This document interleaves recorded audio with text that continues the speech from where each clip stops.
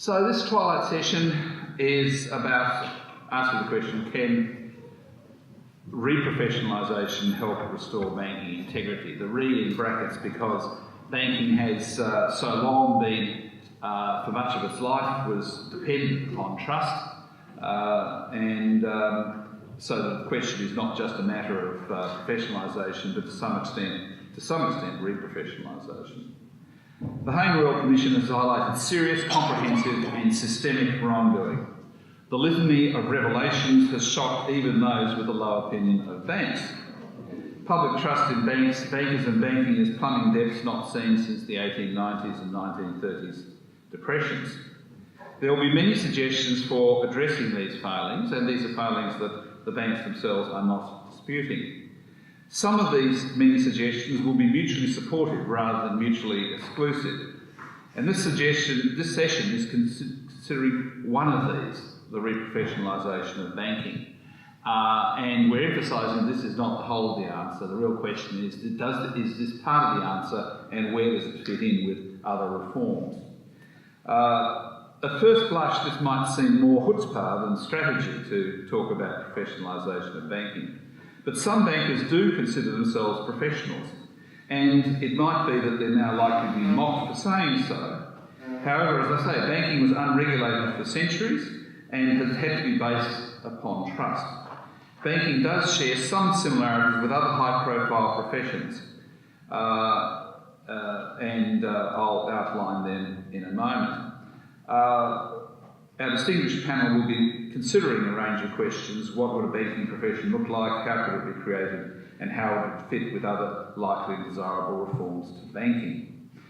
Our panellists include Pamela Williams, Timothy Higginson-Smith, Christine Coupert and Stephen Glenfeld. Christine is the Executive Director of Policy Australia Bankers Association, and her full CV is in your conference package. Stephen Glenfeld is CEO of the Financial Advisor and Standards and Ethics Authority, FASIA, and Pamela Williams is a multiple Walkley Award winning journalist who was actually at the Integrity 20. We had a session with Graham, Pamela and I on this very issue. Looking forward to coming back together and discussing it. For this session, Graham Samuel had asked me to outline what I see as a profession.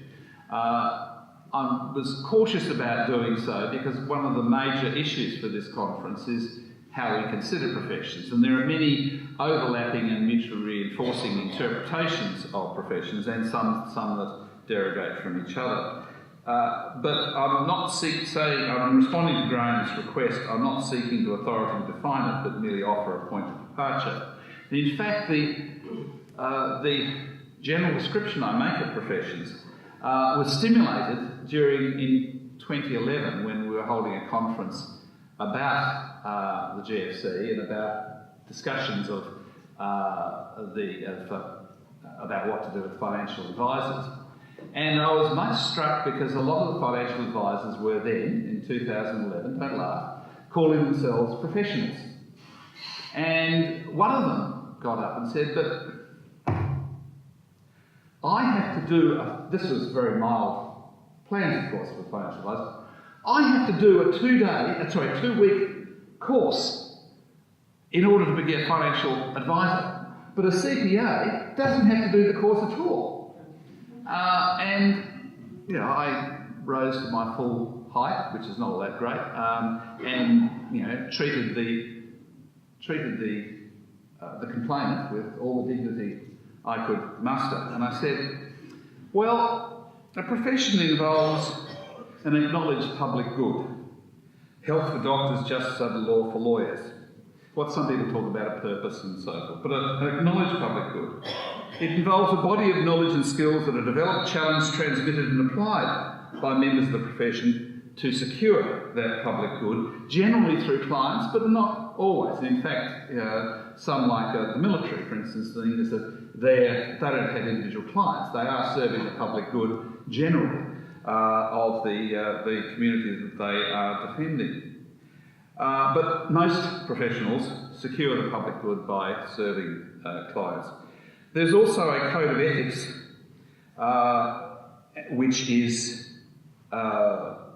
which all of them commit to. And this is important, in which the public good comes first, the client comes second, and the professional comes third. And I said, so if you want to be a profession, and I've given this speech to quite a few professional groups, so you want to be a profession, you need to commit to those kinds of ethics and see the public good come first, clients and you third. And I did observe that to some extent it was sometimes thought by some people that maybe some of the financial advisors put themselves first, the client second, and the public good, what's that and how much will you pay me? So the requirement of putting the public good first, of course, does not make the profession a charity. But the idea of a profession is that you may make money, maybe very good money, but you do it by serving the public good, generally by exemplary practice and by supporting your clients. Only, of course, to the extent that it contributes to public good. We all know that there are some things that lawyers must not do, otherwise they cease to be lawyers, and similar in other parts of the profession.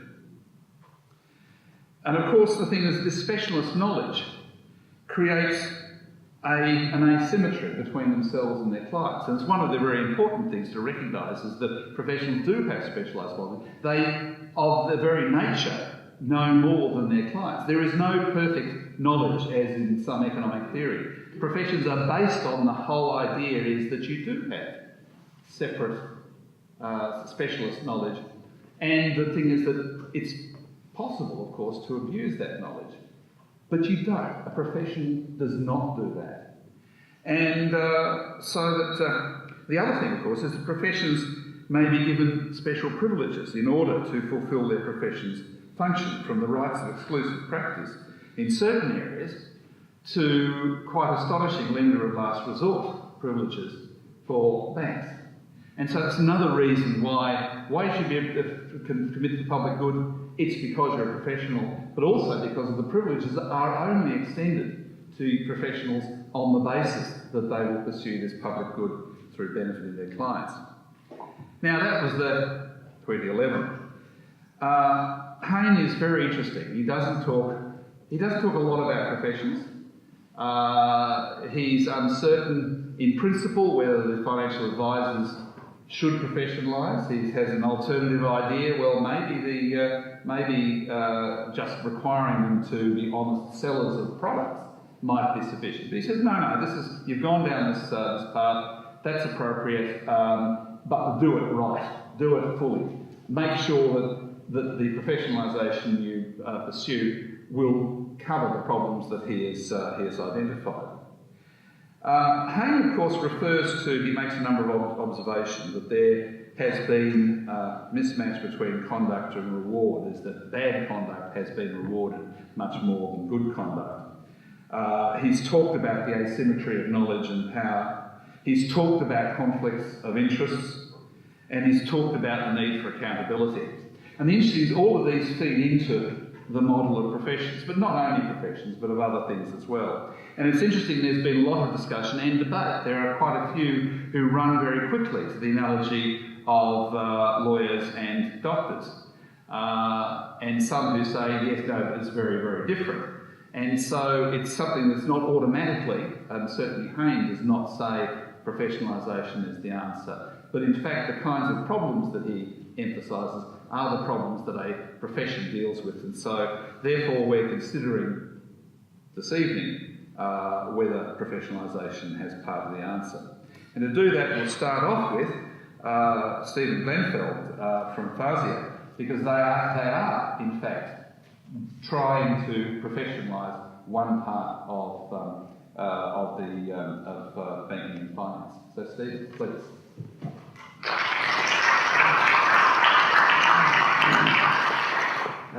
Thank you, Charles, and thank you for having me along. I was just sitting there thinking, in all the speeches I've ever done in my career over many, many years, some things don't change, everybody crowds in the corner far away from the speaker if they possibly can. Thank you for the introduction. I think I'm probably here as a bit of a scene setter today, as opposed to some of the broader discussion we'll have, because at FASEA we are, as Charles said, charged with the government and through the Corporations Act with trying to implement a framework that's aimed at professionalism amongst other things. So it's probably a good scene setter to talk about what we're doing and then some debate around whether that's actually going to achieve. I will, in terms of saying, have we achieved anything? Well, no, we're brand new and we're starting and we're getting the framework in place. So we probably need this discussion in about 3 years' time to see how it really panned out. But I thought for the purposes of today, if I take you through what we're trying to achieve, and then that might stimulate some discussion later on. So in terms of what is FASEA, and I was going to give 50 cents for anyone who knows whether it's FASEA, FASEA, whatever you want to call it. I'm going with FASEA tonight. So in terms of FASEA and how we came about and what are we trying to do, in 2017 the government passed the Corporations Amendment Professional Standards and Advisors Act. That act was actually a change to the Corporations Act, which was intended to raise the professional, education and ethical standards of financial advisors. And so I think it's important there to think about the three words. It's not just professionalism, it's raising professional, education and ethical standards as a package. And I think when we talk about professionalism later, I think they do come as a package and they're not individual things, they all have to be in place. In putting the bill in place, that bill was informed by 2 independent reviews in 2014, the Parliamentary Joint Committee on Corporations and the Financial Services Inquiry. Both of those reviews recognised the need to put in place a framework to raise the professional standards of advisors.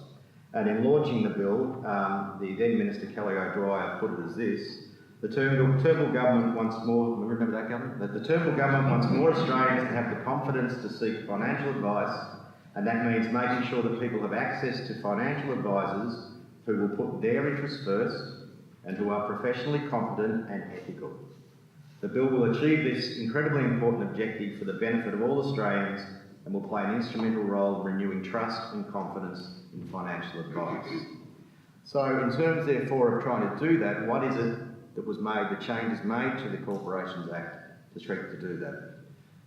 The amendments in the Corporations Act are seeking to raise professional education, training and ethical standards of financial advisors by requiring the following.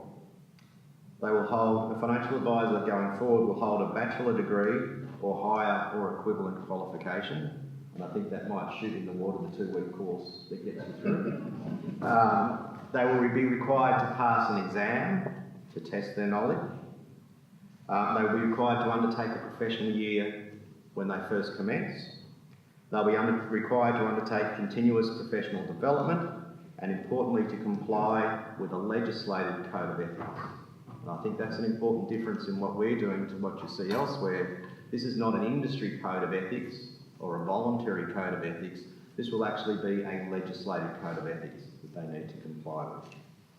For me, the Financial Advisor Standards and Ethics Authority, or FASEA, we were established under the Act to approve bachelor or higher degrees or equivalent qualifications, approve the exam, set the professional year requirements, set the CPD requirements, and importantly, make the code of ethics. We've been given what I would call an exciting and challenging time frame in which to do that. By the 1st of January 2019, which is well past now, we had to have in place PY requirements and the new entrant education requirements, and CPD requirements have commenced. So as of today, we've got an industry that's moved from not having legislative requirements to those to having them in place and operating as we speak. Exams will begin in the middle of 2019 and advisors have to pass their exam by the 1st of January 2021. By 1st of January 20, the Code of Ethics compliance is required. And finally, for existing advisors, they need to bring their education standards up to the level set by FASEA by January of 2024.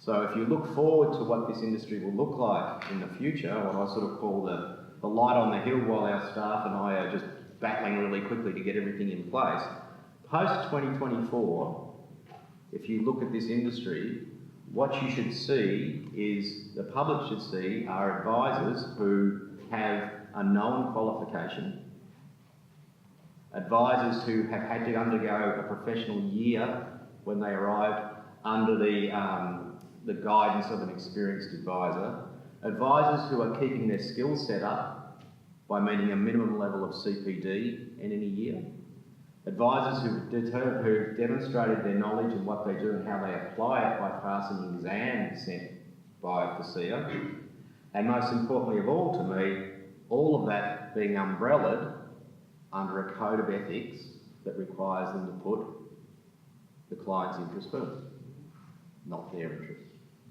So in terms of professionalising, if we think about what that achieves, is we have a higher standard of education, we have a consistent standard of CPD that's being done in any given year, we have demonstrated knowledge that we know what we're doing through passing the exam, we have new starters coming in and getting the benefit of the skill set of those who've been there before them and then having to pass an exam, and importantly we have a legislated code of ethics under which all of that operates. We will see in a few years' time how that all pans out. Thank you very much.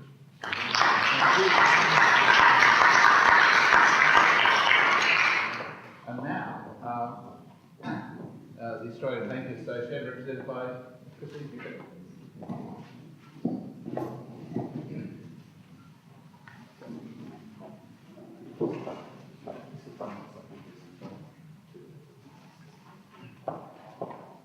Good evening, everyone.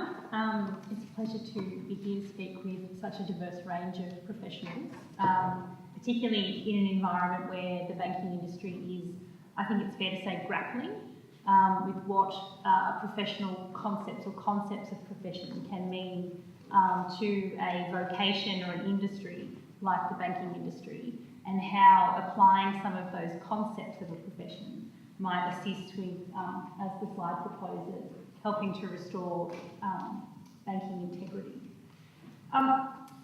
So it's been a tough week. There's been some tough medicine for banks.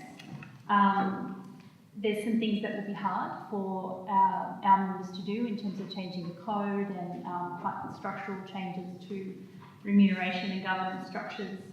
A number of our members have been referred to regulatory authorities for further scrutiny of their activities and the evidence that was heard by the Commission. And again, even this afternoon, we're seeing further consequences for very senior and eminent bank executives.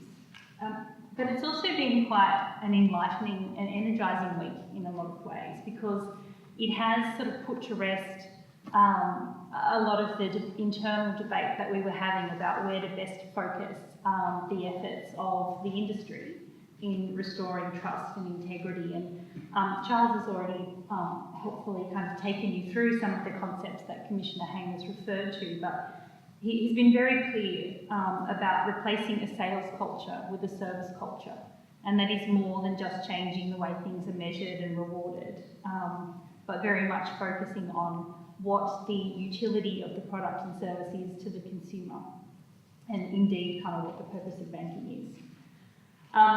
He's been focused on the industry correcting and accounting for the power imbalance between customers and banks, and I was quite interested, Charles, in what you were saying in terms of banks, I think rightly, are approaching the power imbalance as something that they need to correct and account for, and find ways not just to disclose the asymmetry, but to even or balance things out. But the point I think you were making is that if you apply a professional construct to that, then you can manage that asymmetry, and in fact that asymmetry is inherent to serving your client or your customer.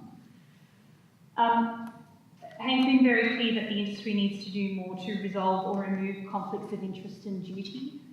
That means for us adhering to those duties when they're prescribed by the law, both in terms of the letter and the spirit, and also applying some of those duties to other relationships, such as intermediary relationships in banking. And then finally, ensuring accountability. And there's a number of stakeholders that are responsible here, but certainly our obligations around finding and fixing problems quickly. ensuring internal accountability and appropriate performance management, and then again complying with the spirit and letter of the expanded accountability regimes.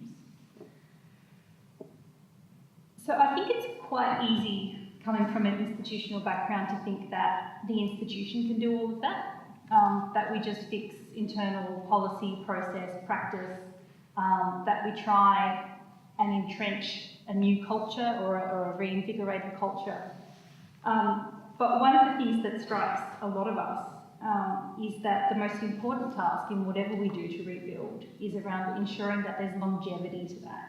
That when this generation of bankers that has seen and observed the Royal Commission and its effects has moved on, that there is kind of a lasting structure that will ensure that what we've seen through the Royal Commission doesn't happen again.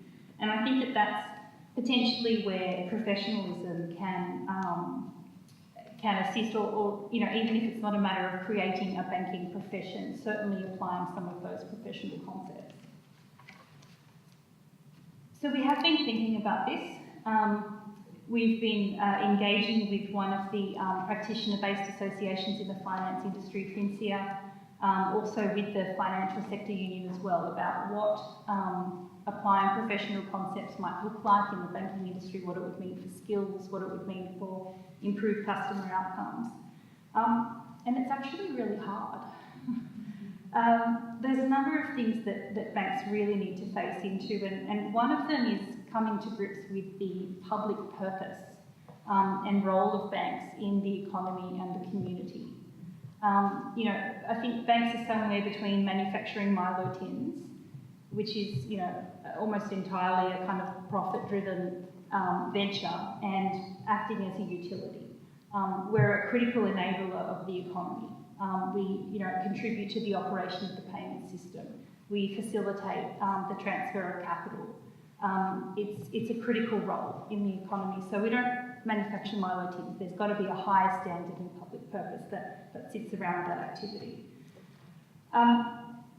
So facing into that has been tough. The other thing that is difficult, and it goes back to that definition of a profession, is I think that definition for a long time has been grounded in a cohort of people that have a special set of skills and a special body of knowledge.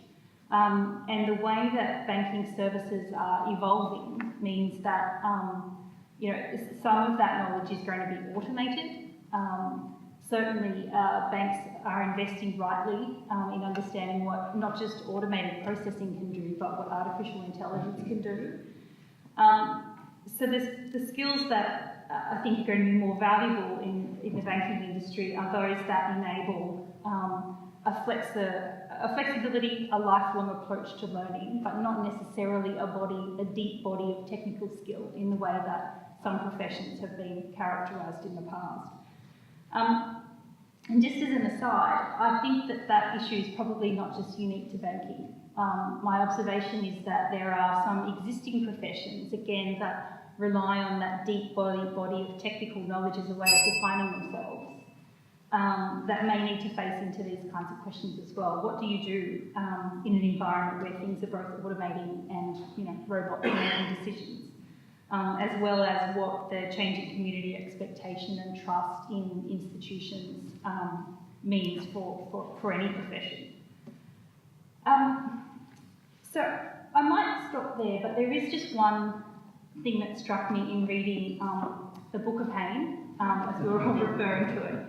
And that was a question that Treasury posed to Commissioner Hayne as part of its submission, and one of the 4 questions that the Treasury thought the Commission should answer. And I'll just read it out.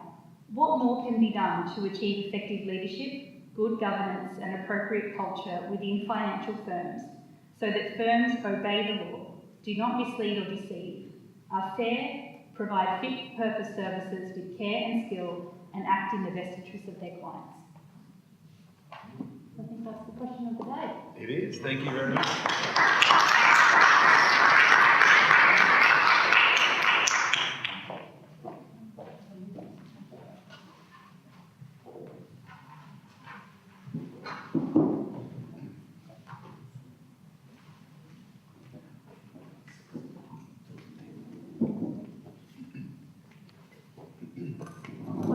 Good evening, everybody. It's great to be here. I've been to Brisbane for ages. And thank you, Charles, for including me in this discussion. It's been a very exciting 72 hours for people who are interested in finance and law. And I'll have a few things to say in a minute about the Book of Pain. I have to remember that one. When I was preparing my thoughts, I thought I would just divide them into 4 different observations. Firstly, a little bit about this question of reprofessionalising banks. The fact that professionalisation happens in a highly regulated environment. I think I might go lightly on that because Stephen's just done a great job already in talking us through that. Some recent changes towards reprofessionalisation, which happened more within the traditional logic rather than the more heavily regulated or stimulated by regulation. Because I was involved in the Financial Planning Association's disciplinary panel for a few years, and that's been a major jumping off point for Hayne and his recommendations. And then finally, will the final report of the Royal Commission make any difference? What did Hayne have to say about professionalisation, and will it make a difference? And I have to confess that I've signally failed to add into these comments anything on what Charles actually asked me to talk about, which was remuneration, culture and governance. So I will try and recover my position in our discussion later. So turning to the traditional approach, bankers were originally considered professionals, and the extent of their deprofessionalisation, if that's a word, is measured by the drop in membership of the British Bankers Association, which was reported in the proceedings of one of the great inquiries that was held after the GFC. The British Banking Association membership has gone down to something around about 20% of what it was 30 years ago. So there's been a drop in training, allegiance to ethics and so on, and firms are now the major site of professional identity for bankers, training, ethos and discipline.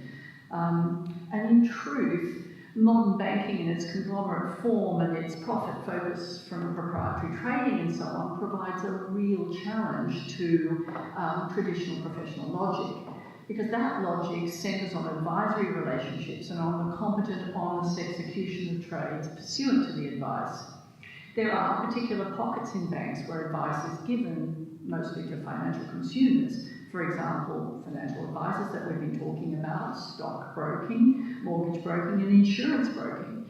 The first two are legally recognised as relationships fiduciary in nature with their clients, and therefore supporting the self-denying and competence requirements of professions, but there's less clarity about the last two, and we can come back to those because Hayne had something to say about them. He thinks all intermediaries like this should be treated alike, but more for functional efficiency of application and enforcement of the law and consumer understanding rather than for reasons of professionalisation. And again, we can come back to that. So in some ways, I think the big question regarding reprofessionalisation of banking is how to fit the other non-advisory functions of modern banks into the traditional professional logic. And I think one promising response to this question is Charles's institutional integrity regimes idea, and again we can return to discuss this later. In Australia, there's really no numerous individual membership of a banking professional association. There is a group of corporate advisors. I think they do more or less M&A and restructuring and things like that, and there are a number of quite fragmented professional industry associations that, like the FPA, are on a journey at various milestones along the way towards professionalisation. One recent development has been the Banking and Finance Oath body. You can see their oath and their intent and their activities on their website. It's an interesting and promising development, well supported by senior bankers, but how it can morph into a professional organisation or association is not at this point clear. Of course, and this is turning to the second point about regulation, the main mode of control of banking in Australia is regulation, lots of it. We're very successful on a global basis with managing financial risk, and Australian banks are very safe and sound. The Royal Commission, however, has shown that in Australia, financial regulation is much less successful at the management and identification of non-financial risk. Risks of legal non-compliance, poor governance, a culture tolerant of misconduct and unfair customer treatment, regardless of illegality. And this has really harmed financial consumers and trust in our core institutions. So, and underfunding of regulators and failure to give them necessary powers and so on, and the great complexity of the law hasn't helped either, because enforcement has been not what Hayne would have it be. And this non-financial risk can be monetised and become a financial risk, maybe even an existential one. Huge amounts of remediation, great outflows of funds under management, and you've got a financial risk, not just a non-financial risk. Now, I mentioned I'd speak about recent changes towards reprofessionalisation, and I just make a few remarks about the Financial Planning Association. They started a journey towards being professional, using a fairly traditional professional logic within the framework of the Corporations Law regulation. They removed their corporate members, so they only had individuals. They adopted a code, or refreshed a rather vestigial sort of existing one. They upped the training, they encouraged the move away from upfront commissions much earlier than FOFA, and that resulted in death threats to the CEO from their members. Constituted an independent disciplinary panel and funded investigation officers, and decided to publicise on the internet the decisions of the body. And one of the earliest cases was the disciplining of Emmanuel Casamatas, the principal of Storm Financial, and of course other stormers followed. Now, it was not perfect, the disciplinary panel that they put together, and I'll just dive on that for a minute, but it was a good start.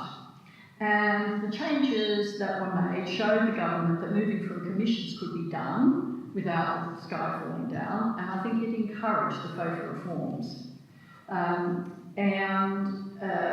Those banned, so the government banned commissions for financial advice, but that left big gaps around the now infamous grandfathered trail commissions, mortgage brokers and insurance brokers. 6 minutes worth. So here you had a classic Australian solution regarding professions, the mix of traditional professional forms within regulation. It's what doctors and lawyers have. But what about the disciplinary panel? Well, it operated with a couple of investigation officers, it held hearings, took transcripts, had peer members as well as a legal member, and it did very well in showing that discipline in such an organisation could be done. It was very, very expensive for them. It took them quite a while to decide to publish the determinations. But the biggest problem it had was it had no compulsory powers. It couldn't compel anybody to appear before it, to give it information. And once Emmanuel Casamatas had been expelled and fined, all the other stormers just gave up and didn't appear, didn't cooperate, and that was made the tribunal's processes rather with a bit hollow. And the fact of the matter was that anyone expelled from the association should just go down the road if indeed they felt they needed to be a member of a professional association and join up somewhere else. So that leads me to whether the Royal Commission will make any difference. Now, it has to be said that Hayne's report is very legal. He puts a huge amount of weight on the law to do the heavy lifting that he thinks needs to be done. He isn't against professionalisation of the financial services sector. He says there are some obstacles that have to be overcome, charging fees for no service, poor advice and conflicts of interest, and the absence of a legal foundation for the disciplinary system are, as he sees it, fundamental difficulties.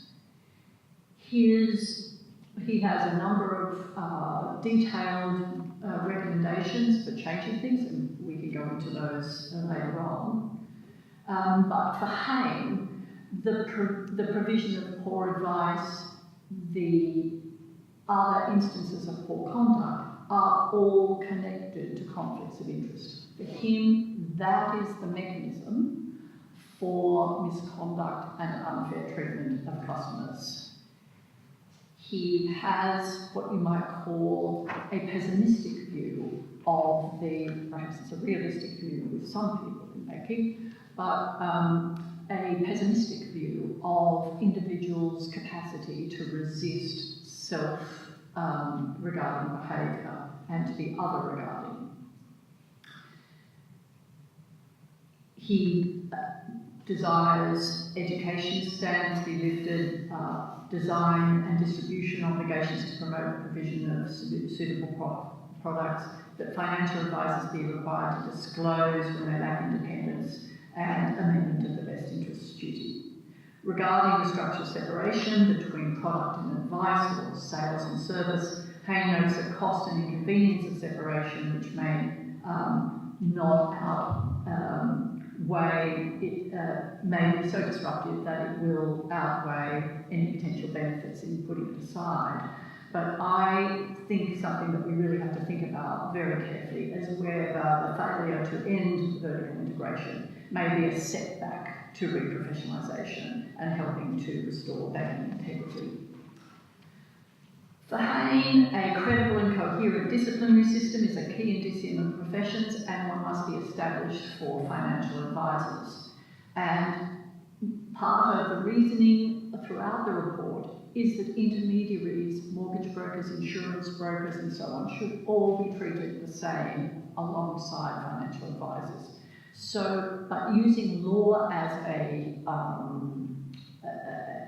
prod really, he argues that all intermediaries should have an absence of conflicts of interest, should up their training, should have a best interests duty, and it is for him not controversial that they should lose the special carve-outs and arrangements that they've made under the law at the moment. He wants them to have codes of ethics. On discipline, he thinks that disciplinary and regulatory action solves a multitude of purposes rather than the sole purpose of protecting the public. He wants to see a disciplinary system underpinned by law with compulsory powers, and that would be able to deliver enforceable punishment, denunciation, and the identification of conduct that breaches applicable norms. Now, at the very beginning of the report, he identifies a number of values which he says are the norms underlying the law. He does not see them as professional norms, and they are very much the ones that Christine already read out. He sees them as the norms are in the repository of the law, not in the repository of professionalism. But these norms march with professionalism very closely. Obey the law, be fair, do not mislead and deceive, act competently with reasonable care, provide services that are fit for purpose, and when acting for another, act in their best interests.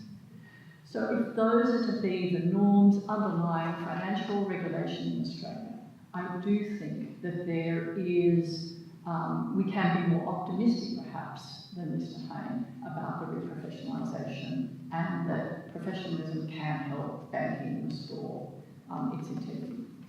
Thank you.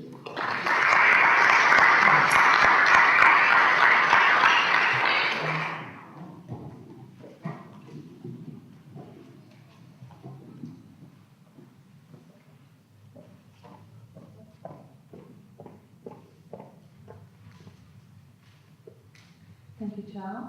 Nice to be here again.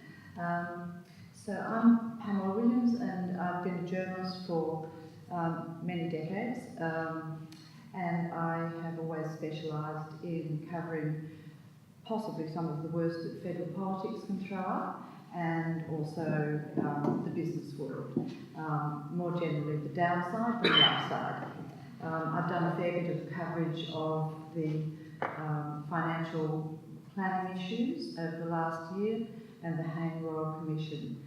So I bring a different perspective, but I also bring a perspective from the media where we have covered the stories that have contributed to creating the Royal Commission over many years. And these have been big scandals, and it took a long time until the Royal Commission came forward, and it's been an extraordinary year for most Australians who've paid attention to this and who've watched it on TV or wherever they've gotten their news from. For journalists, it's gone on for many years, and there's been a long waiting period. And I thought I would, in lieu of Charles's, what was the era that you started with? Was it 2011, when you were looking at the professional standards? And so I happened to have dug out an article that I remembered from 2015, so this is a couple of years later, and I recalled this article because I remember the buzz in the newsroom at the Financial Review when this piece was being done, because we had a very hard-charging editor at the time, and she wanted someone to bust the financial planners. And I remembered some of these statistics, and I'll just read you a tiny couple of sentences. So this is 2015 in the Financial Review, and it started off to say, if you want to work in the investment industry in the United States, you had to pass the Series 7 exam. It was a 6-hour test with 260 questions and a 70% pass mark. By contrast, in Australia, it was harder at that time in 2015 to become a hairdresser than to qualify as a financial planner. And we will laugh, but it's quite a focusing statistic. The Financial Review went on to say, before you pick up a pair of scissors and work in a salon, you'll need to complete a 10-month Certificate 3 course and spend 200 hours training under a qualified professional. But if you wanted, at that time in 2015, to advise people how to invest their life savings, you needed simply to finish so what was called an RG 146 compliant course, which could be done in 8 days if you were focused on getting it done quickly. So I feel as though a little bit of information like that does sort of show us something of the background context of what's gone on in one part of the banking industry that's led us to the Book of Hayne, which I think we're all going to be very grateful, Christine, for that donation to the language. Inside banking, there are so many careers. If we're looking at the reprofessionalisation, we've got a lot of segments of this industry. You know, retail banking, institutional banking, there's many different products. There's people doing mortgage lending, leasing, there's a big array of leasing.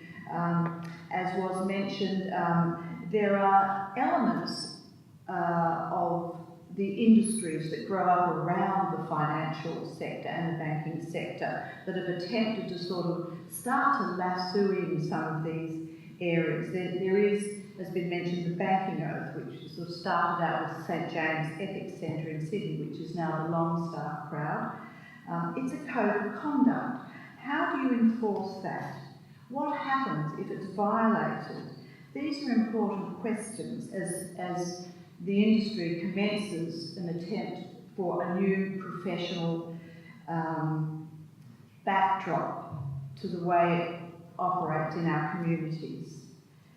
Stephen is setting exams for financial advisors. Some will ask, however, as Hayne did, where is the moral exam?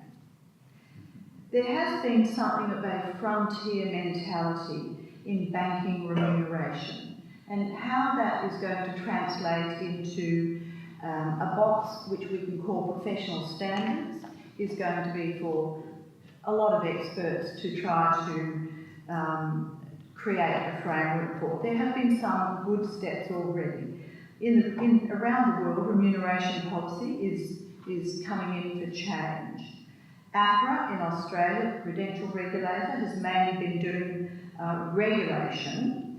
In Europe, they've already got caps on remuneration in banking. Now, we have the new piece of legislation called the BEAR, the Banking Executive Accountability Regime, unless I've got that wrong, and I'm sure the experts will tell me if I remember my acronym.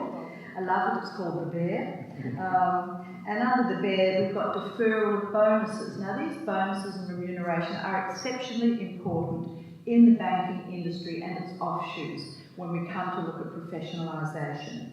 So now under the BEAR, for CEOs, there's going to be something like 60% of deferral of their bonuses for about 4 years.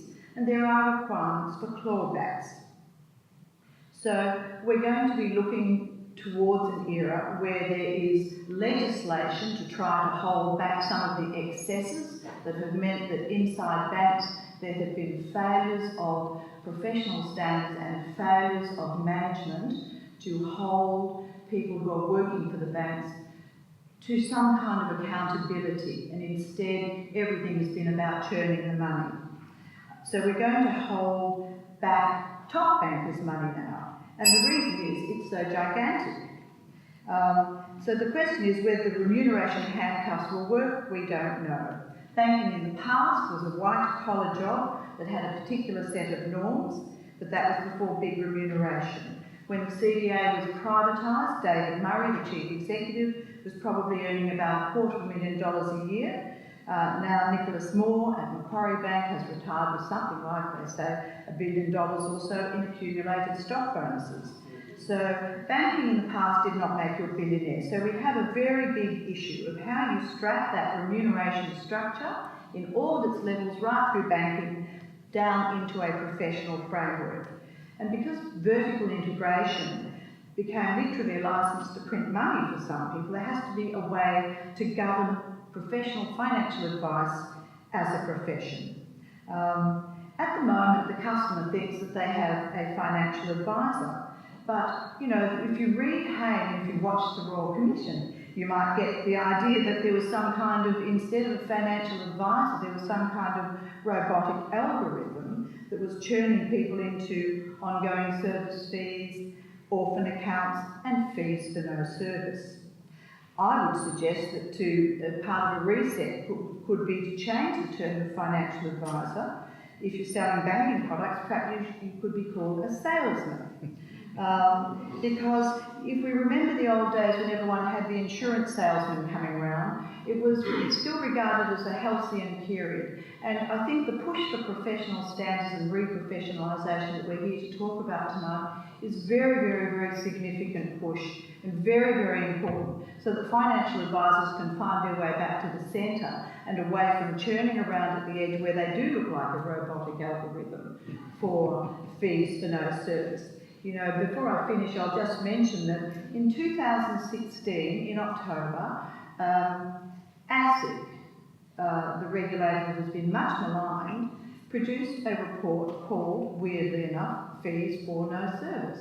You can still find it on their website if you just type in Fees for No Service. It was an extraordinary document, some 40-odd pages, and it went in detail through the Fees for No Service. It became the basis of the Hayne Inquiry's investigation into that subject, and it described the Fees for No Service, this is ASIC, as a systemic failure in the industry. And it said that they were going to go and speak to the bosses of all of the banks to try to get them to understand that they had to decouple this business of fees for no service from what they pretended was a proper financial advisor. Now, we're a couple of years further on now, and we're at the beginning, the first steps of how to do that. And I think it's a very, very important step to try to re-professionalise, but I do think it's such a challenge that those who are going to be involved in it, and some of them are here today, have got you know, I am not optimistic because you are talking about breaking a nexus that means a great deal of money for the individuals involved and a reshaping of their idea of what it is in fact that they are doing.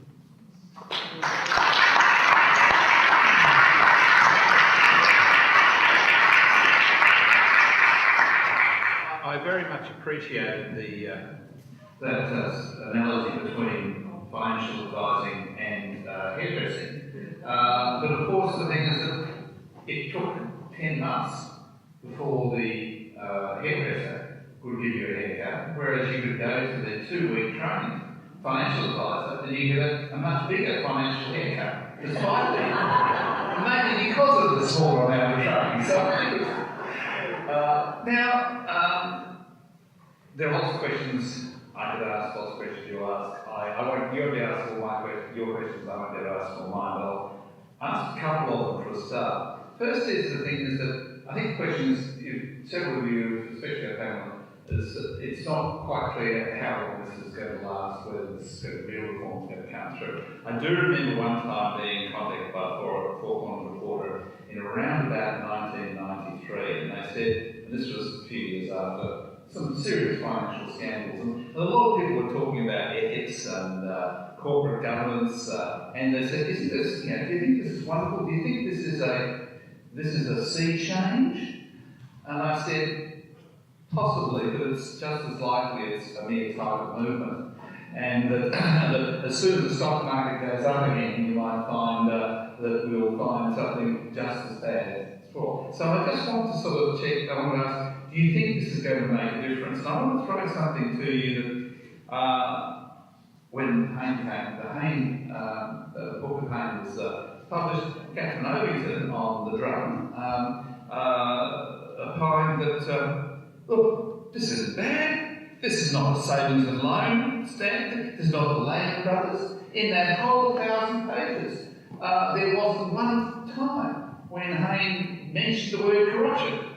And there weren't a lot of bad loans, there weren't any big defaults or a financial crisis. The real calamity is the lack of trust in banks.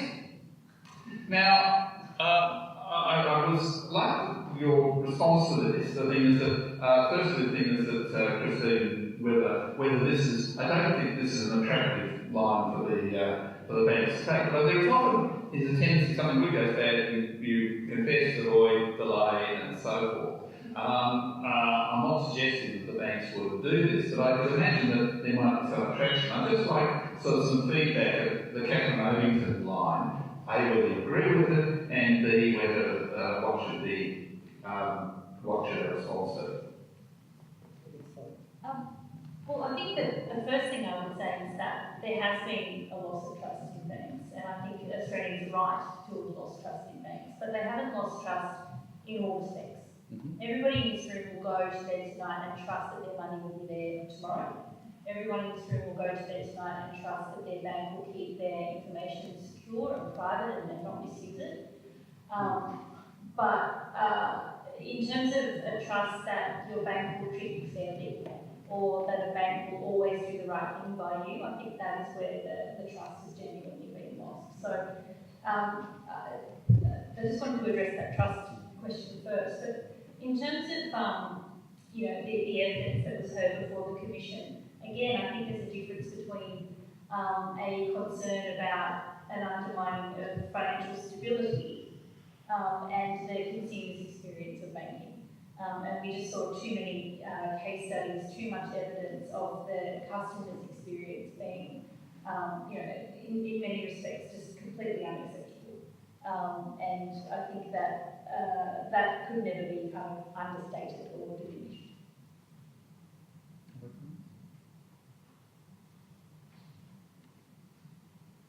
This is an unpopular thing to say. What? This is an unpopular thing to say. You've got a right to say it, you're academic. Thank you.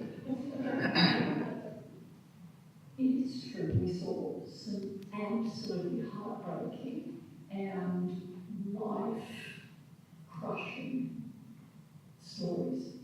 And in my time chairing FPA's disciplinary panel, I heard them right up front. People whose lives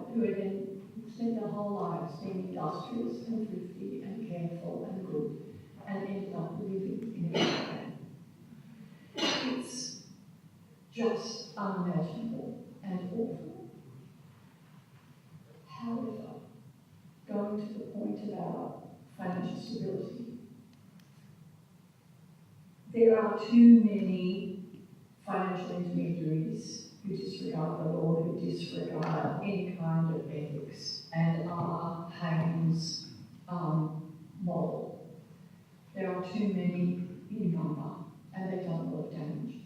But as a percent of the people who work in the finance industry, and this is where it gets unpopular, they are very small. The number probably doesn't get beyond 5%. And this I know from working inside a big vertically integrated organisation as a customer advocate.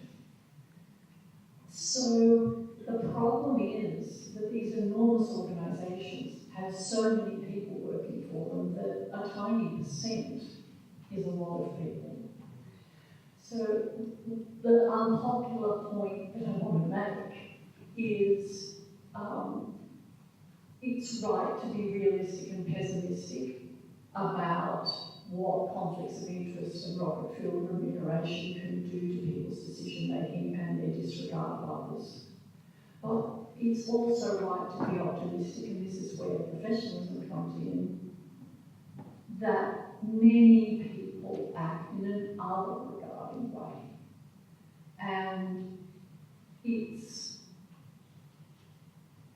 not necessary to be taking a kind of Armageddon view about the ability to turn these institutions around.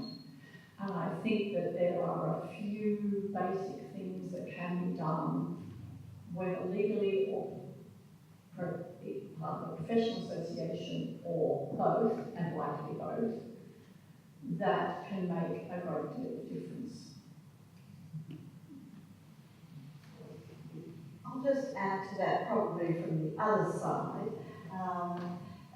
that if we, in terms of the numbers, a lot of the fees for no service amounts were small, and they were spread across lots of people. They weren't gigantic, so it is true we didn't see a savings and loan or a massive run-on a bank caused by some, $100 million here and $50 million there. We saw those small amounts. However, they've added up so far, and they're still adding, after 2 years. It's taken the banks a long time to add up, $1 billion. And that's a lot of money to have been taken from small people's accounts when they thought they were getting financial advice and they weren't. One thing I'll add, in case anybody has sort of time to waste and they're quite interested in taking a look at something quite a very live case study, the Clayton Hughes report that was put together for AMP, which became the basis for a lot of people falling in AMP. Put that aside. It is one, as a journalist, it's one of the more astounding reports I've ever read. It's absolutely extraordinary.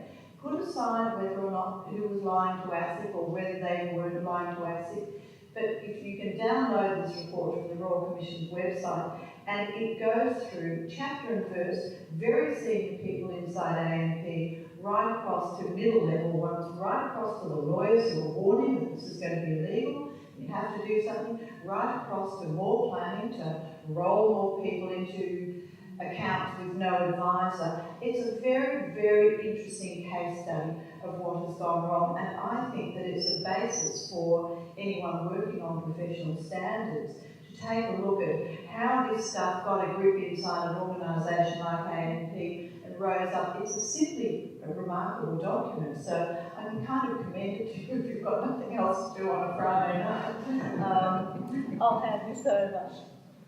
Well, I guess the only point I'd make, and it goes to the heart of, there's only a few, not the many. It's worth remembering the lessons of the GFC, particularly the overseas lessons. This is with my old banking regulator hat on, not my new procedure hat. The collapse of a lot of those companies and the pain that was done in organisations with a lot of good people. But where a few people, through poor remuneration practices and poor incentives, actually managed to pull institutions down. So I think to an extent we've been very fortunate with what's happened, but that doesn't mean that it's not possible. Monetising non-financial risk is happening before our eyes in some of these institutions, and for shareholders and for small account holders, especially superannuation account holders, to be done out of and on both sides of the equation, $1 billion in the Australian economy. I mean, absolutely horrendous result. And again, from the decision making or the failure, actually, sometimes to make more courageous decisions. Because a lot of the bad things that happen have been from failures of character, failures of courage, and failures to understand the normative nature of the rules and profession standards. To some extent, I wonder if, in fact, it was our success in avoiding the GFC, which was very much enormous support given the banks, but the thing is that there were various other things, including problems from the early 1990s, which meant we were a bit more cautious about some of these things. But I almost wonder if part of the problem is that, yes, it's very good to have profitable banks. And so that a lot of people who are sort of finding ways to make banks even more profitable thought that they were doing a really good thing for the bank and for the country and, of course, for themselves. And that so it became, and that along with sort of the changes in our society, that money is so important that it's in many areas, many people, it seems to be the only sort of indicium of public esteem. But so to some extent it was almost like our success and in avoiding the GFC and the perception that strong, profitable banks was so important to it, to some extent, actually meant that these practices were seen as more rational, more acceptable, and actually a good thing. Now, obviously, there's too much of a good thing in these things, but I just wonder if that was actually part of the thing. It's our success and our image of the nature of our success and avoiding GFC has helped get us into this situation. Charles, I think it started a long time before that. Sorry? I think it started a long time before the GFC. Yeah, I really do. I think it started with deregulation of banks and the competition and the financialisation of everyday life. One last question I'd like to ask and answer, and you might have different answers to it. There is a discussion of culture, governance, and so forth, and in the banks, that's an important part of the answer. Hayne doesn't provide the whole of the answer. He does some things. He emphasises, obviously, you don't want to reward people for doing the wrong thing, which is avoiding negative. And it's a question of aspirational codes, yes, and actually make some of the codes enforceable, but he doesn't go a lot into how you change culture.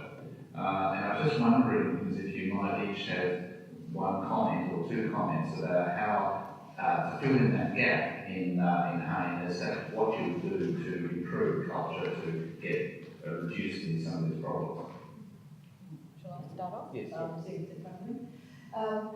I'll throw this in, that to change culture, you can start in the middle or you can start at the bottom, but generally you're going to have to start at the top, in my opinion. And one thing that has happened of recent, I'll be quick, and one thing that's happened of recent, the last year, 9 months, I'm trying to calculate how long it was since the chairman and chief executive of AMP left. We've got a bookend between that, and today, of course, the chairman and chief executive of the NAB have had to go. One's been, I believe, pushed out, and the other has resigned as well. So that's a very big cost for bankers who have all been skewered on, they're the top bankers in two companies, in two major companies on our stock exchange, and they've all lost their jobs. because of the failure of professional conduct inside their organisations. And I think that it will have an incredibly galvanising effect, because it's not just one, it's now two institutions, the NAB and AMP. I think that will kind of start to pull people up short. And at CBA, of course, you know, they also lost the chief executive, and they had to take on board a fine of $750 million from Austrac and be publicly exposed as having supported or permitted a form of banking at their ATMs that encourage money laundering from overseas in vast, vast sums. These are very, very, very galvanising outcomes for these institutions, and you have to think that if people like some of those around this table are adding in the, you know, the edifice that can be built, and your organisation, Christine, that some of these heads rolling at the top surely must bring to book some of the practices, and I'm hoping, and perhaps I should let speak. I think I've got one thing. I mean, I agree with the point that it has to start at the top of the organisation, because organisations will reflect the way that the leaders behave, the way that the leaders embrace the change. So the CEO, for instance, is, you know, we're bringing in a code of ethics. That's a great start, but it has to be embraced by industry, and industry has to actually live to its intent, not just the word of what's written. So for me, if you're going to make that cultural move to improvement, it's got to be reflected day to day in the way the organisation runs. The organisation can't just be about what do we do to comply with it. It's got to be we've got to breathe this thing going forward.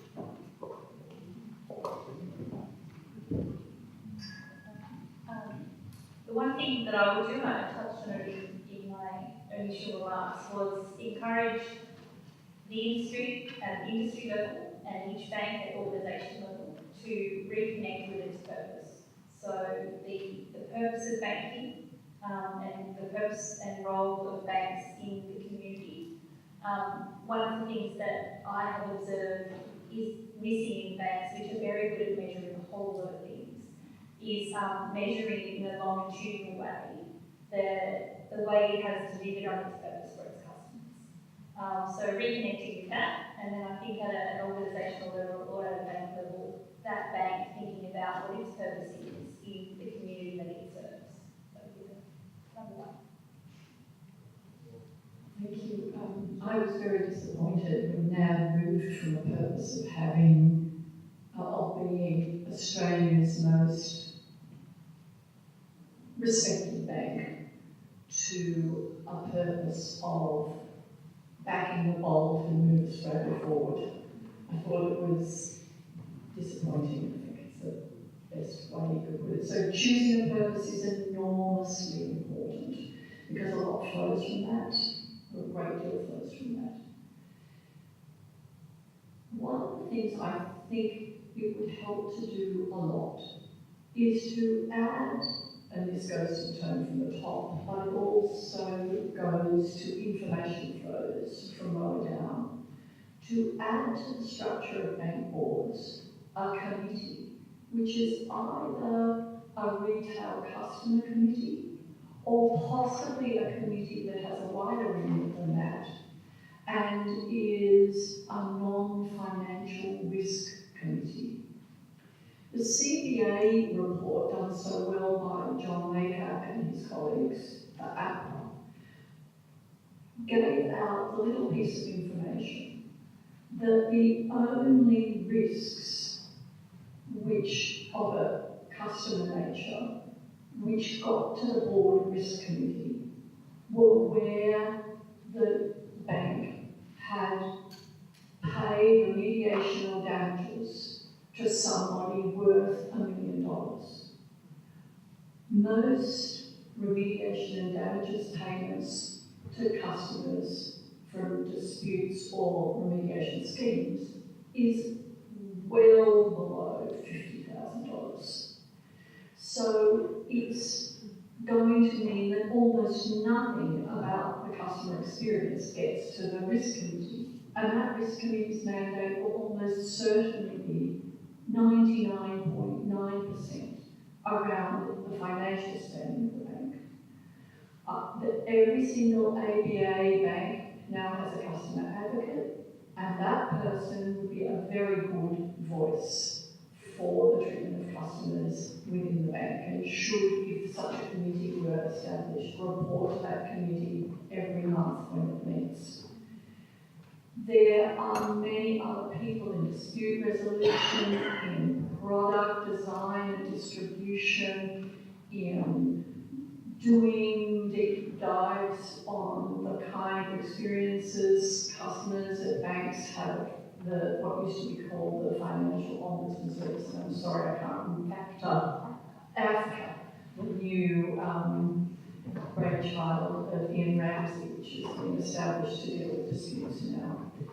So if we look at, I think that having at the board level an open and free discussion about non-financial risk, and of course that will be bank staff as well, not just customers, would be a very good way to escalate to the board and the senior executive leadership team of these massive organisations governance for their governance, issues which have hitherto gone unregarded and undealt with, and yes, unknown on boards.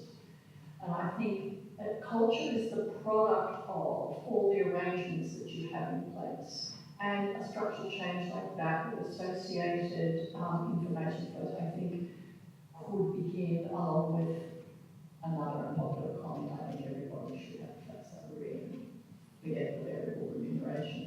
But deeply unpopular for you.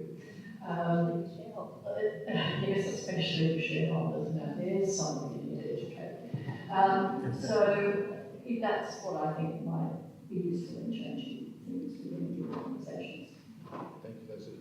Now, Kaji, I think you were the first to raise your hand, and then John Clutter's next, I think. And then Julie. Thank you, Charles.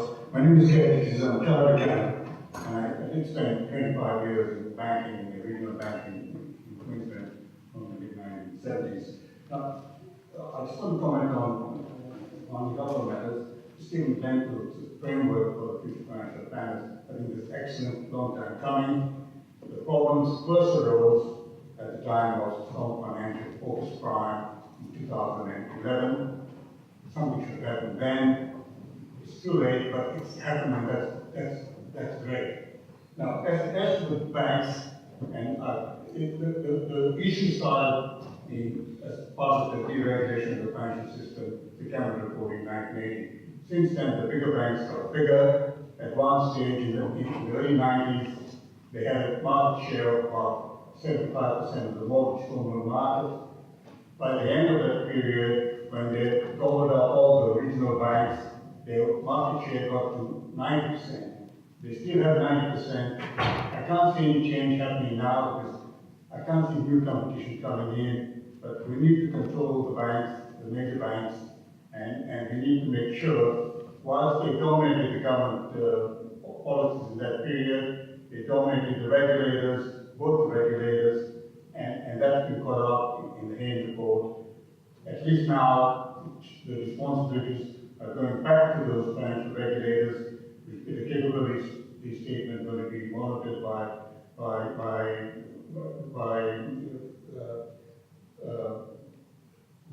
the one person is identified to monitor that going forward. So we need more competition. I don't know how that's going to come back. Now we talked about the financial planners. What's happening to the mortgage brokers? They should be controlled as well. They're escaped. That's for the future, and that's a big issue. There's a lot of people working in mortgage broking and a lot of staff in there, and the government's got 2 years and we should sort it out, and I think that's good. Coming back to the bear structure, the remuneration structure, the government is going to amend that legislation to bring in the trustees and some superannuation companies. That'll be before Parliament shortly. Also before Parliament right now, there's some changes to the superannuation system, which the government said they'll bring in people this year or Parliament. And that's taking all those matters that were identified by government in the last 2 or 3 years. I I think that's great going forward. So I think the problem is to deal with that, they need to be done on the bipartisan system. So these are the big issues. The biggest issue is how we're going to increase the competition in banking. I can't see it happening. Thank you. Look, I think we'll move to John. Thank you for those comments. Move to John. Thank you, John Fletcher at the University. I was struck by Christine using the word vocation during her talk, which is often used in connection with professions. But what we're talking about here is re-professionalisation of something which I hate to say that, I don't think ever was a profession, really. Because if you look at this historically, you can go back to the 19th century and see, all kinds of banking crises which occurred, Royal Barings Bank. We can go through the savings and loan, securitization, subprime mortgages, which we're seeing repeated now in a way. I've been watching the Barclays Bank trial in England about paying bribes for money and what have you. So I'm terribly pessimistic that you can ever create a profession, especially along the lines of vocation, out of this kind of quagmire that I think banking has got itself in. And this is global now. I think it's, in some ways, pains to get out what's going on here, but really, and these are all interconnected now. We're talking about international institutions that can't just, as it were, create some semblance of something in one place and not have it reproduced in others, if you like. So I'm sort of curious, if this is real, how can we done? How can you legislate for a culture, which is what seems to be happening over here, for example? These kinds of come from within organically as well. So I just don't see that.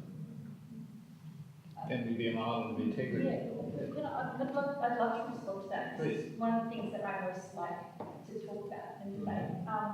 Because I don't know the answer, and my organisation doesn't know the answer to your question. I think that the concept of re-professionalising is an interesting one. I'm not sure that bankers were ever a recognised profession. Certainly banks are full of professionals in terms of accountants, actuaries, lawyers, other people. And there was certainly a practice or a kind of a set of tasks that the local bank manager did that were consistent across banking, and not until too long ago, your family was really proud of you if you got a job in the bank.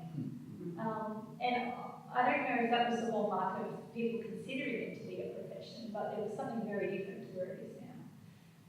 So I'm not sure about whether we're re-professionalising or trying to professionalise. And if it's the latter, I'm not sure that we would be trying to make a profession out of banking in the same way that we're sort of fast-tracking a profession in financial planning. I think it's more about applying some concepts of a profession. So ethical learning and decision-making, and perhaps a code of ethics that people subscribe to, no matter what their kind of day-to-day job is. Discipline that sits outside the law might be another concept of a profession that we apply. So I'm interested in kind of, taking the best bits from these sorts of structures and seeing how we can build that long-term resilience in the industry of people, so we don't have another Royal Commission, or more importantly, another set of circumstances that lead to a Royal Commission. I guess the essence, psychologically and normatively, is to get people who work in banking to internalise the kinds of ethical positions which, in a not really professional discussion, Hayne listed and you and I both lighted on. And how to do that is enormously mysterious. I do, however, think that people, many, perhaps most people, like to work for a purpose. And one of the things that I admire greatly about my children's generation is that purpose seems to be coming to the surface much more perhaps than it did with my generation.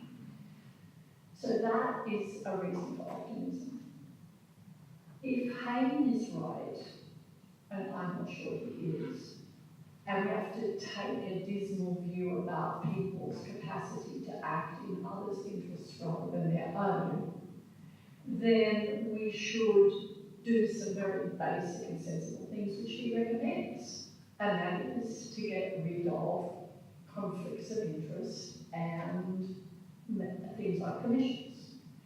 And going to your point about mortgage brokers, the thing that he recommends, of course, is that that is exactly what happens to them, and that they, over time and carefully done, join financial planners in the journey to professionalism. Yep. And that somewhere along the road, insurance brokers and agents join them as well. And his idea is to have a single disciplinary process for all of them. They might have different codes of conduct, but my experience of discipline is that unless you have a few compulsory powers to get them there, to get the information and the documents on the table, then the whole thing can become a farce. And you can talk all you like about putting the client first and being fair and, you know, natural justice and proper process and everything, but if there's nobody there to respond to the allegations, then you might as well pack up and go home. So I think there are a few things that we can do with an optimistic framework. And I think vertical integration, alas, is as an opportunity that has been missed. One of the things that I think you could argue would have allowed banks, some banks, not all banks, to have been professionals in the past is the partnership nature of the business organisation that did the banking. And I think one of the lines in the sand which has taken us from a more responsible bank manager, sort of respectable person in the community ethos of banking to where we are now is that many of those old banking partnerships over the course of the middle of the 20th century incorporated and then floated, and then it was other people's money, including the investors' money, and not your partnership share on the line. So there have been a lot of the levers of good conduct and fair play taken away. Maybe we could put some of them back again, and bankers could realise that they've got to live on a salary with a few less noughts at the end, go forward. The very good question about whether it is possible to create a profession. And I suppose there's one thing we haven't discussed in relation to what the community is wanting, and I think the community is hungry, very, very hungry for accountability from banks, exceptionally hungry. And that has fed into Hayne and the courtroom of Hayne and subsequently the book of Hayne, the desire for accountability and for it to be legal accountability. Both regulators have been castigated, in my opinion, not necessarily completely fairly, and I think that they've done far better than they've been given credit for. However, they've both been castigated, and both of them are responding now in a way that suggests that there is a very large wall coming up against the banks, and self-regulation and the creation of self-standards and self-policing and professionalisation is going to meet this wall, and the wall is called upping the enforcement. APRA has taken on John Lonsdale, and he's focusing on enforcement, building their enforcement culture, which has not been a major tradition for APRA, although Stephen may correct me on this, of course. And that's because it's the regulator for financial stability, and ASIC, which has been severely castigated by everybody, notwithstanding the fantastic fees for no service report, and they brought in Daniel Crennan as let's call it a director, because that's what, they're called members and so on. But so both organisations have got a big new focus on enforcement, and that means taking people to court. So what the banks are going to have is the internal cultural reviews, There's going to be a focus on professional standards, but there is also going to be a big new focus on enforcement. If you do it wrong, you're going to be taken to court. And that is going to fit together with the bear, and perhaps you're going to find that all of these things together become a circle, which hopefully brings some accountability, because that is what the community wants now. Just very quickly, sorry, Stephen, just to Pam's point about what the community expects. Just as we were sitting here, just as you were speaking, I got a text from my sister, and she has said, "So what's the lowdown? Are people, PPL, going to jail?" Arrest my case. Again, I agree, it is very difficult to legislate for culture. But the thing that drew me to FACEA was that by doing things through legislation, you can actually set a benchmark for the profession, that this is the minimum expected standard. And that can incorporate community standards, incorporate professional use standards. Because if you talk to any group that went on spent years regulating, they all have a different view of what is the right standard and what does the best interest represent and that sort of thing. By having it legislated, you are actually putting a line in the sand that says, this is what we see as the minimum standard that everybody should be meeting. It's then up to the institutions to embrace that, and I'll go back to the point about my intent early on, to actually live it. So it's not a guarantee, but I'm very drawn to the ability to set what that minimum standard is and take a professional on it. Julie? I don't have text on my watch, but I've got the time on my watch. It's still on. Just so you know. We will make this the last question. If that was your suggestion. Hi, it's Julian Webb from the University of Melbourne. I'm going to make this a fairly short and specific one. Christine, you made the point, banks already have a couple of professionals inside, accountants and lawyers in particular, and I want to focus on lawyers for a second. There is a sense that we're talking about professionalisation or reprofessionalisation of the industry. There's a really big question about what use you make of the professionals you already have and how you empower and enable them to be professional. In the context of the Book of Hain, as we now seem all to be calling it, should the Book of Hain make more of that? Should it have said more about the way in which in-house lawyers were used, not used, and actually whether more could and should be done to enable the in-house function to perform a proactive and protective function in terms of corporate governance and maintaining the integrity of the organisation? I think Debbie, someone from the legal profession will have a lot more to say on this, but I'll give my initial reaction. My initial reaction is kind of threefold.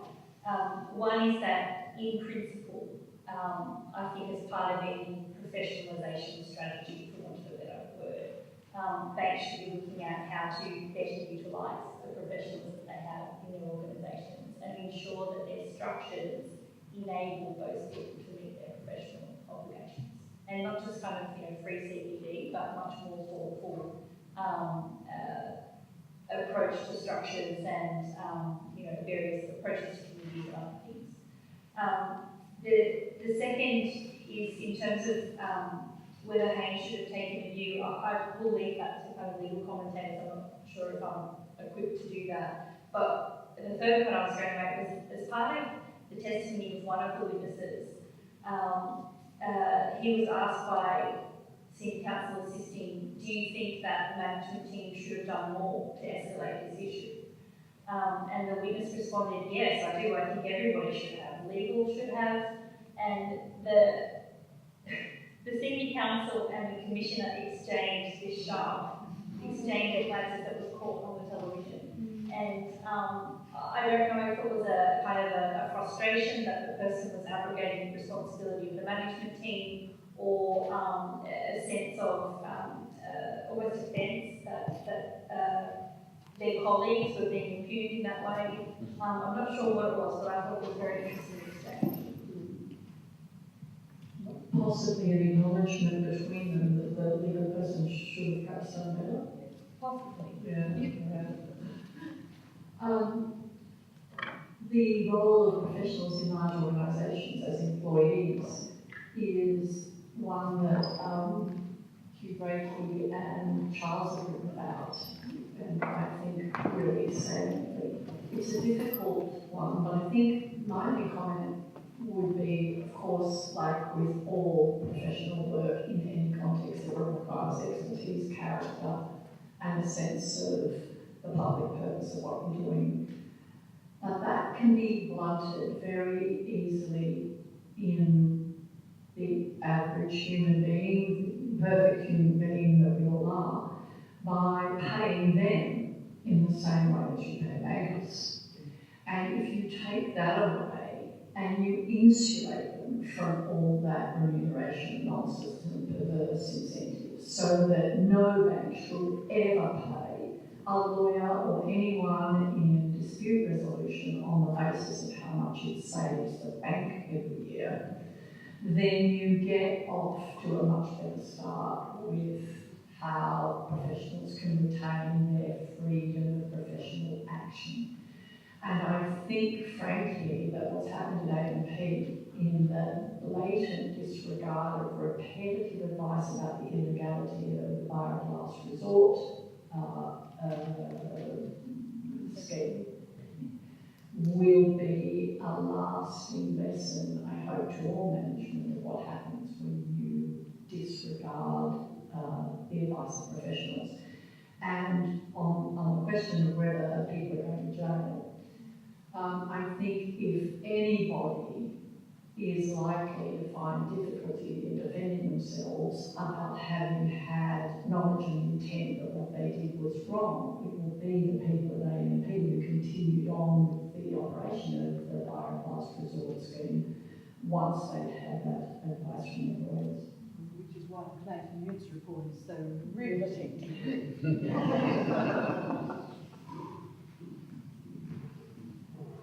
In that case, I'd like to close this meeting in the formal part of the two-day conference. But tomorrow, of course, we have the research planning day, and I hope that all those who signed up would be like to come along there, and anybody else who's interested.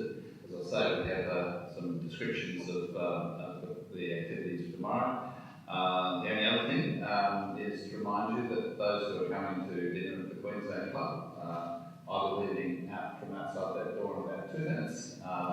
Robert Bianchi will be leaving in about 6 minutes, and so Mathers will be leaving at about 5 minutes after that. Yes.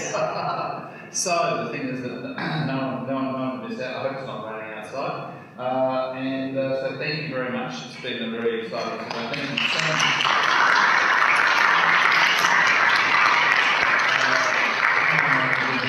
To Christine and to Stephen, and thank you all. I've thanked you all before, but thank you again. I've really enjoyed these last 2 days, and I hope it's been okay for you as well. Thank you. Thank you, Charles.